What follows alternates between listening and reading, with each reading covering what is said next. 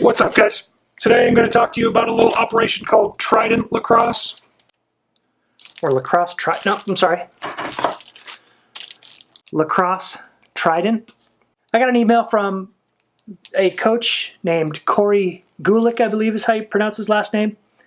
And he started rewarding his best teammate. So the kid on his team who just exemplified what it means to be a teammate.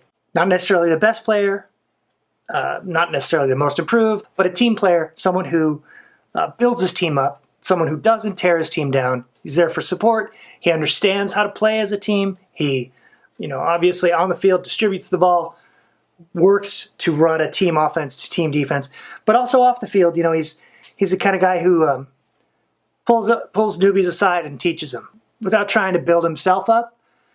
He's building them up. So what Coach Corey does is he has started making awards like all coaches do. You've got your most valuable player, offense, defense. You've got your most improved. In my club, we did a Spirit of the Game award, and it was kind of it wasn't always the most skilled athlete. It was kind of the idea behind this. What he does is he does the coaches award every year, and it's to the biggest the best teammate for the reasons I specified earlier. Now, what he does, which is very cool, is he makes these. These are handmade wood shafts, but then he also wood burns them. So burns in his Lacrosse Trident, and then these awesome designs down the end of the handle. Just very cool stuff. That looks fantastic. And this is, and it says 2017 Coach's Stick Award. And he gives this to the player at the end of the season that has shown himself to be the best teammate. And I think that's a great idea, and I think all coaches should do that. We should all find ways to impress upon our players the lessons that a kid like this who deserves this teaches us. How to build each other up, how to not tear each other down, because that's a cancer that doesn't help your team. It helps your ego. I get that kids are egotistical because really their worldview is narrow, and it starts right here. Right here. This is where the world emanates from. And at U9, bobbleheads, U11, it makes sense. But when you get into high school and you've got kids who worldview is right here, and the view is narrow, you got to help that kid out. Someone's got to talk to that kid and say, dude, you're good at lacrosse right now, but that's not what's going to really matter in your life. You can be good, and you can know you're good, but be cool about it. Coaches and parents, we all know guys with crazy egos, borderline narcissistic personality disorder, and it's a real shame. All I think is dude, you're not always going to be playing sports. Eventually you're going to be reporting to some manager. He's not going to care how great you were at lacrosse in 9th grade or 10th grade. When a kid with skills, when a kid is just a baller athlete, skills, puts in work, but then is cool, is humble, doesn't talk about how good he is, that is the kind of person that's going to grow up into an adult that people want to be around, that people want to hire, that people want to, they appreciate. That guy is so cool. He is so good at whatever. I don't even think he knows it. I don't think he has any idea how positive of an influence he is on everyone around him. That's the kind of people you want to fill your team with. I think this is a great idea. Coach Corey sells these, and I can't remember the price. I will put it up on the screen right here.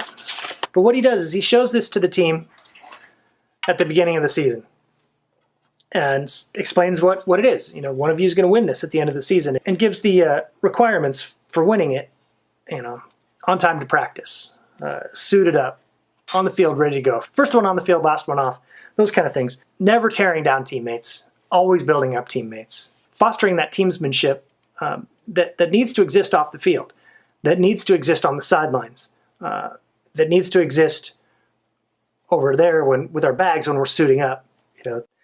It's got to be all-encompassing. And club teams who don't necessarily go to school together, kids who from different schools come together on the weekends to play, a couple times during the week to practice. Those are kids who don't really know each other. Some kids tend to be shy, so maybe they won't interact very much, and it just takes one kid, one catalyst to bring a team together, to start talking and open the lines of communication and be a teammate, be a good teammate. Those kind of things. So he'll show this to the team early on and then carry it with him in the coach's bag, and have it out. Kids see it. Kids can come hold it and realize that, yeah, man, this is a cool piece of art, and it's something I want to hang on my wall. 2 little hooks like that. 2017 Coach's Stick Award. But they're cool, and it's a good idea as a coach. I used to look for different ways to build up kids, and we did something called the Golden Gatorade, which I learned from another coach, Tanner's first coach actually, Joe Lewis. He was a good guy. And every practice, the kid who just pushed himself the most and was positive and worked hard got the Golden Gatorade. It was just a yellow Gatorade. And man, the kids worked for that at the younger ages. I tried it at U11, U9, like U bobbleheads, U11, U9, it all worked. And then U13, it was like, Coach, I got 4 Gatorades in my bag. I'm cool. So you got to find different things. And this is the kind of thing that will work. Part of coaching youth lacrosse is understanding child psychology. And children are wacky, and they're hard to understand. So anywho, definitely go check out this website for the Coach's Stick if you're a coach and you want to reward your team players, which you should. That's a trait. That's a personality type that you should build and you should reward. We should all strive to turn as many of our players into that archetype as possible. All right, guys. Thanks for watching.